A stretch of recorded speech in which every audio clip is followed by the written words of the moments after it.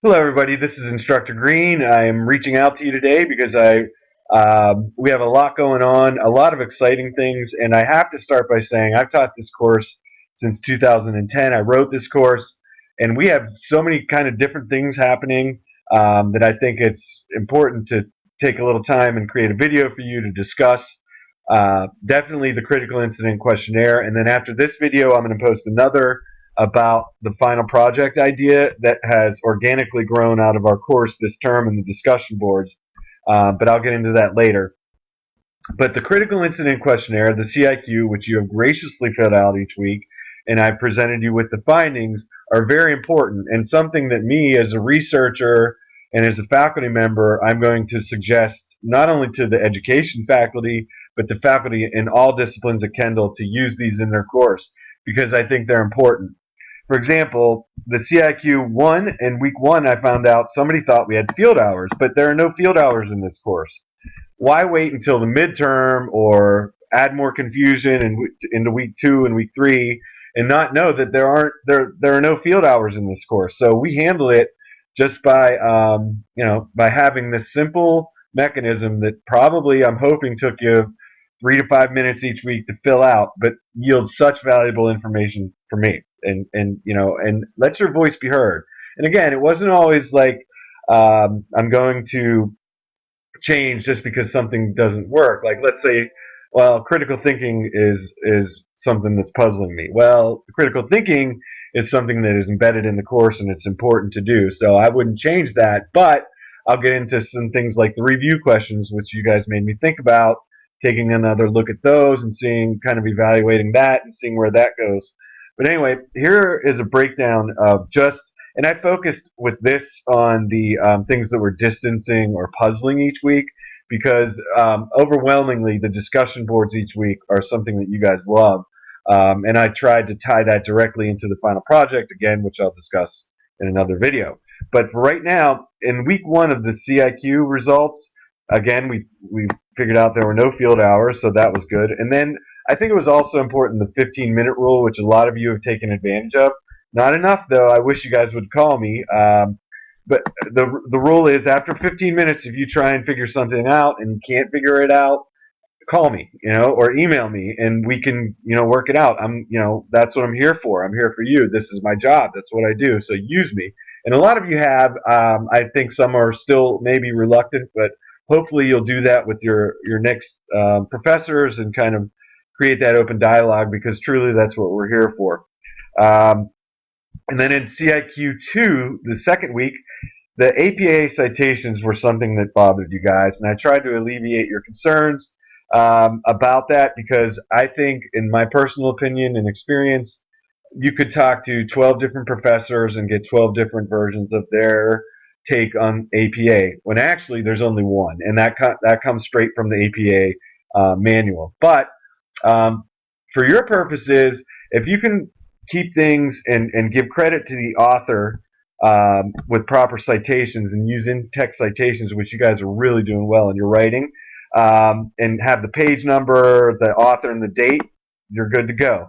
And I gave you an example, and I used myself, which is kind of pretentious, but just to save time, I did it. But Green in 2015, so I have the author, Green, and the date, 2015, stated the Steelers are the best football team in the NFL, and put the page number, just to give you an idea of how to do that. And there are different ways to do it, but that's just, if you start thinking about those 3 items, the author, date, and page number for APA, you're on a good you're on a good path.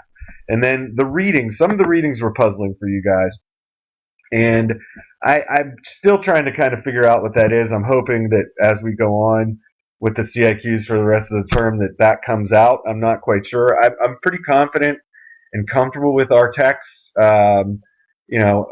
Minus the issues we've had with editions, and that was the next thing. The different editions of the text. I wasn't even aware that a new edition of Ramsey came out. It's not like the publishers call me and tell me that. So we work together to kind of match up. The chapters are still the same. They're just different page numbers with some additions. And the same goes for the Gregory and Chapman text, which I'm going to try and find because someone brought that up today, actually, that the page numbers don't add up. I think it was Brittany.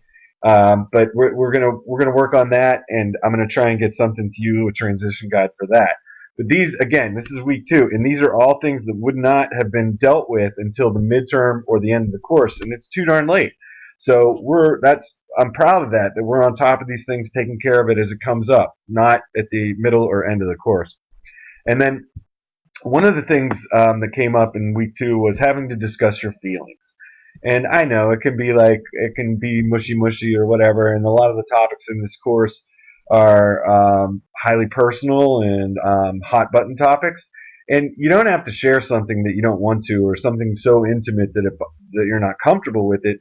Just your thoughts and ideas about our topics, your observations, your experiences in life. That's what I'm going for. I don't want you to feel like you have to tell me a sad life story. It happens a lot and it's interesting, but you don't have to do that. You only have to share what you're comfortable with. And I hope that came out in week 2. So because it's some people are more comfortable than others with that, but that's up to you. Week 3, the review questions, and that came up a couple times, like in week 3 and week 5, as you can see. And again, I'm not saying I'm going to change the review questions, but since it came up multiple times and it's been one of the number one concerns or puzzling parts of the week for you, it's something I'm going to look at and see, hey, well, maybe I could change this or tweak it a bit. So thank you for that. And clear directions for assignments. What I'm going to say is I am guilty of this. I'm guilty because what I mean is I'm guilty of sometimes making assignments a little vague, and I do that on purpose because I want to leave it up to your interpretation for things. I want you to take. I'm open for you to take assignments and run with it and kind of add your own flair to it. But I understand how that could be frustrating for some who like clear directions. And again, that's why I put that 15-minute rule in, because I never want you to struggle. Or, the most horrifying thing as a teacher is having students that don't know what's going on or don't understand the direction. So that's why the 15-minute rule is important. Use it and call me. And that goes for any instructor, for any course you have. And whether they tell you they have a 15-minute rule or not, if you're confused and don't understand the directions, email or call them. And nobody will have a problem with that. I know all the instructors, and everybody should be receptive to that. And then in week 4, this was an interesting week for you guys. Lesson planning was a troublesome part, and the state standards. First, lesson planning. My purpose behind that, and you're going to lesson plan. Lesson planning is what teachers do. That's what you spend most of your time doing during the day in school.